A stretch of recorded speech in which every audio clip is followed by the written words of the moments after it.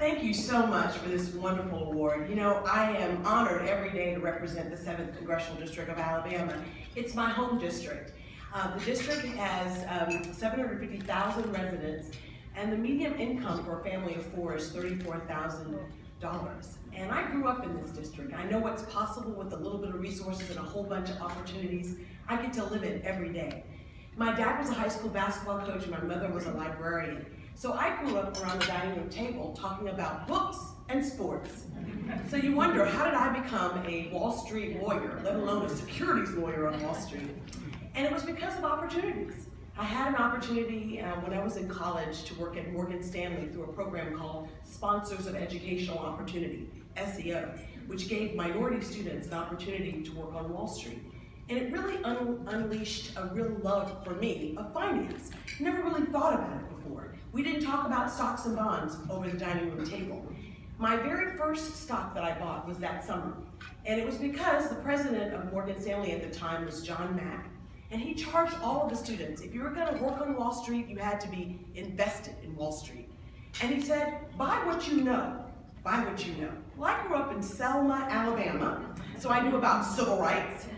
But we had a very big Walmart, a 24-hour Walmart that changed the face of our little town. So I bought Walmart stock. And I also bought International Paper. I grew up around a lot of timber and it was very popular. So those were the 2 stocks that I bought.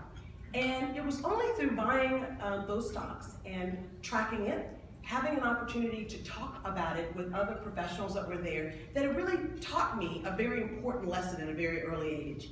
And I wanted to share that lesson with the rest of my family. So you can imagine, I then go on to law school, and I'm now practicing law at Davis Polk and Wardwell as a securities lawyer. And my grandfather turns 94 years old. And my grandfather was definitely a product of the Depression. And so he didn't believe in keeping his money anywhere else but underneath this special stone in the outhouse behind his house. Yes. So I proceeded to tell all of my first cousins, I know exactly what we're gonna do for grandfather on this 94th birthday. I want everyone to give him a card, and in that card have 94 $1 bills. So when you have 38 grandchildren, and you get 38 cards that have $94, he, for the first time in his life, went to a bank, actually a credit union, and actually got himself an account for the first time. My grandfather died a year later, and I can tell you though, that experience forever haunts me because I know that knowledge is power, and the more you know, the better you can do.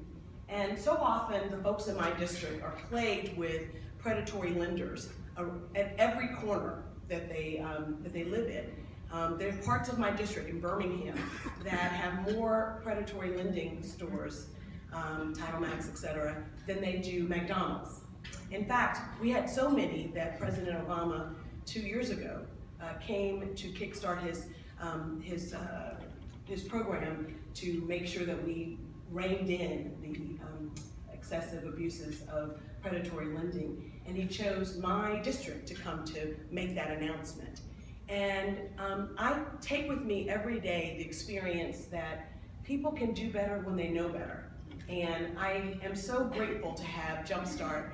You all are an amazing coalition of professionals that help deliver to underserved communities the opportunity to learn about financial literacy. I could not do this without Bill Cheeks. Where are you, Bill? Bill, you're an awesome resource, and thank you so much. Whenever I have a program, Bill Cheeks is always there. From the very first program we did at Stillman College, talking to freshmen about making sure they don't get that first credit card and abuse it, to the programs that I've had in Birmingham on borrowing and saving, to the programs I've had. You've always been there, Bill, and I want to thank you, and I want to thank all of you for helping professionals like Bill to come to districts like mine and really talk the talk and be able to give people what they need in order to make better financial decisions. So in closing, I just want to again say how wonderful this is. I no longer sit on House Financial Services Committee, but I would be remiss if I didn't acknowledge my colleague, Joyce Beatty, who's in the House. She represents Ohio. I miss you. It's great to be be on the Ways and Means Committee, but I have to tell you, it is a little bit frightening these days that all of the things that we are focused on right now are in our committee, from healthcare to tax reform, which I think is now what we're pivoting to. Say a prayer for me.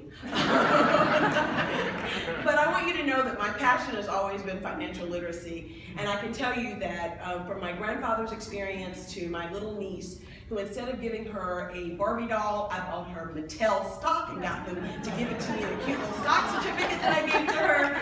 This is really a labor of love for me because I never thought about stocks, I've never thought about bonds until I was in college, and I'm very grateful to that program for giving me that opportunity. So I definitely promote the stock market game. In fact, I've had an opportunity through SIFMA to go to one of my elementary schools who did a stock market game, and to see the light in the eyes of the kids when they talk about what they did and how they watched their money grow. I know it wasn't real money, but it was a great opportunity to sort of teach a very important lesson of personal responsibility, of independence, of knowing that you can make a difference and that you can make a difference in your own family.